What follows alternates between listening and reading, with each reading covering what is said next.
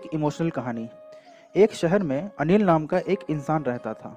अनिल एक कपड़ों की दुकान पर काम करता था। उसकी बहुत साल पहले शादी हो गई थी। अनिल को हमेशा से लड़का चाहिए था।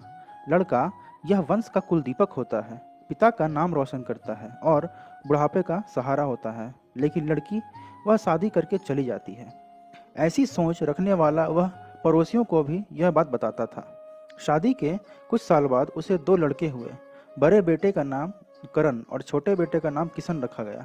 बाद में कुछ सालों के बाद उसकी पत्नी का निधन हो गया। उसके बाद उसी ने उन दोनों बेटों का ख्याल रखा। समय बीता और उसके दोनों बेटे बड़े हो गए और अब दोनों बेटे नौकरी कर रहे थे। दोनों की शादी भी हो गई। शादी होने के बाद भी वह सब एक साथ ही रहते थे।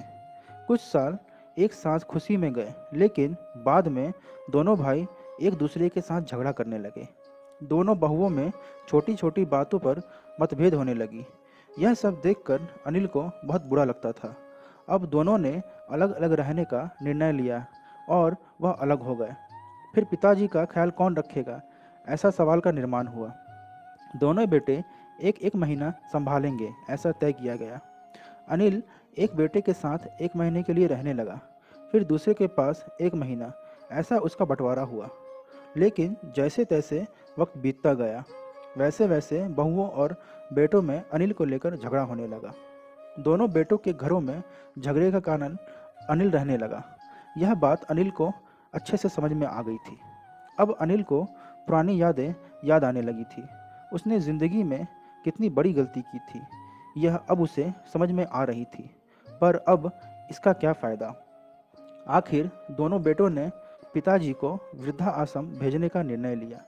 एक दिन दोनों ही पिताजी को लेकर वृद्धा आश्रम में गए।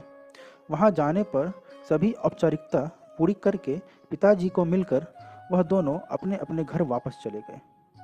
बेटे घर जाने के बाद अनिल बहुत रोने लगा।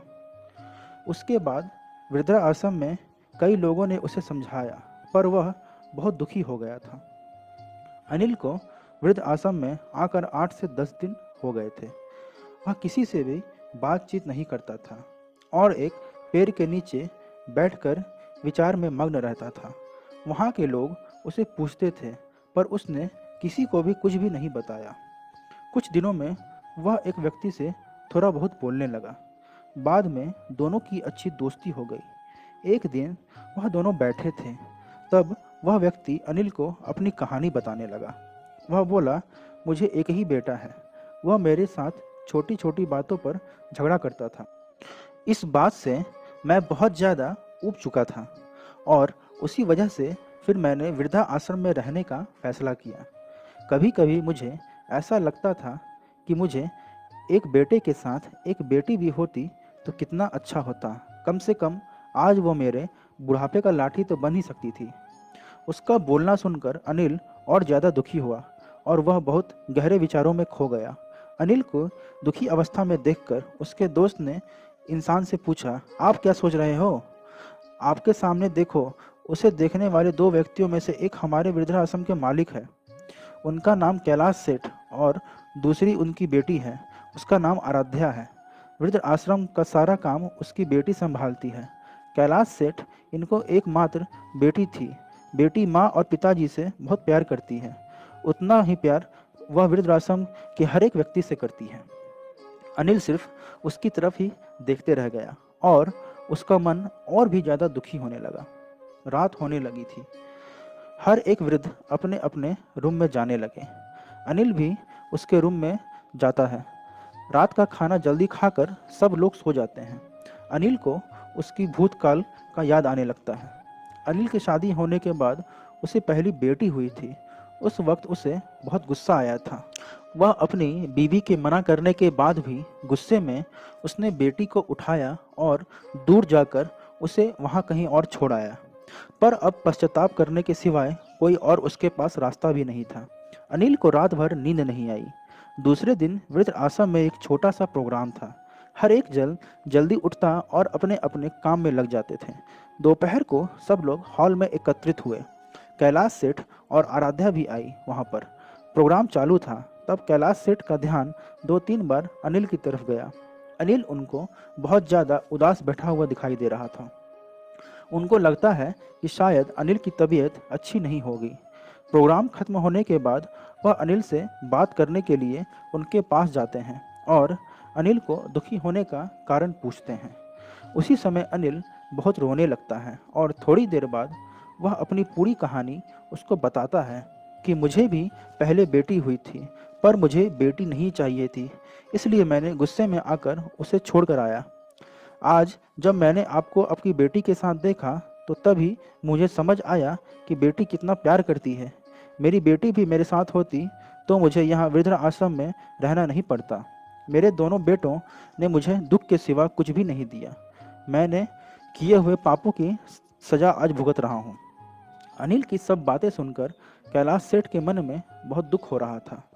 दुखी होकर वह अनिल को बोलते हैं कि यह मेरी बेटी नहीं है, मुझे यह नदी किनारे मिली थी। मैं उसे घर ले आया और बहुत प्यार से बड़ा किया और मैं और मेरी पत्नी उससे बहुत प्यार करते हैं और वह हम दोनों से भी उतना ही प्यार करती है। पूरी कहानी सुनने के बाद अनिल बोलता है कि मैंने मेरी बेटी को भी नदी के किनारे मंदिर के पास छोड़ा था। यह सुनकर कैलाश सेठ को थोड़ा गुस्सा आया और वह वहाँ से निकलने ही वाले थे कि तभी उसी वक्त वह अनिल को पूछते हैं, आपकी बेटी का बर्थ मार्क वगैरह आप बता सकते हो क्या? अनिल ने तुरंत जवाब दिया, हाँ मैं बता सकता हूँ। उसके बाएं हाथ पर और पैर पर 1 उंगली ज़्यादा है। यह जवाब सुनकर कैलाश सेठ को विश्वास होता है कि आराध्या ही उसकी बेटी है। यह सब सुनकर कैलाश सेठ वहाँ से चला जाता है। वह चले जाने पर आराध्या वहाँ पहुँचती है और वह अनिल को बोलती है कि मैंने आप दोनों की पूरी बातें सुन ली हैं। आपने मेरे बारे में जो भी कहा है वह सुनकर मेरा मन बहुत दुखित है। एक पिता खुद की बेटी के बारे में ऐसा निर्णय ले सकते हैं, यह सुनकर मुझे बुरा लगा। आपने जो भी किया वह बहुत गलत था। आपने मुझे बेटी बोलने का अधिकार खो दिया है। मैं आपकी बेटी होकर भी आप मुझे रास्ते पर छोड़कर चले गए थे और मैं उनकी बेटी ना होते हुए भी उन्होंने मुझे जान निछावर कर मुझे प्यार किया, इसलिए वही मेरे सच्चे माता पिता हैं। आप इस वृद्ध आश्रम में रह सकते हैं, पर आज आप उनके सामने जो बोला और फिर कभी भी उनके सामने मत बोलिएगा, क्योंकि आज तक मैंने उनको इतना दुखी कभी नहीं देखा। इतना बोलकर आराध्या वहाँ से चली गई। अनिल सिर्फ आंखों में आंसू लाकर उनकी तरफ देखता रह गया और अपने नसीब का दोष देता रहा। दूसरे दिन सुबह किसी को भी ना बताते हुए अनिल वृद्धा आश्रम छोड़कर चला गया। तो आई होप दोस्तों आपको ये कहानी अच्छी लगी होगी और काफ़ी इमोशनल लगी होगी। और अगर आपको ये कहानी अच्छी लगे तो मेरे चैनल को सब्सक्राइब करें, मेरे वीडियो को लाइक करें और शेयर करें। तब तक के लिए मिलते हैं ऐसी ही कहानी के साथ नेक्स्ट वीडियो में।